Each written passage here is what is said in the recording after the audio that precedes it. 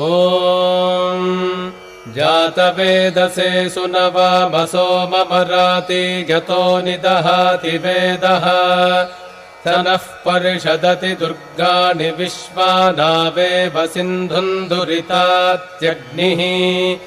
तामग्निवर्णाम् तपसा ज्वलन्तीम् वैरोचनीम् कर्मफलेषु जुष्टाम्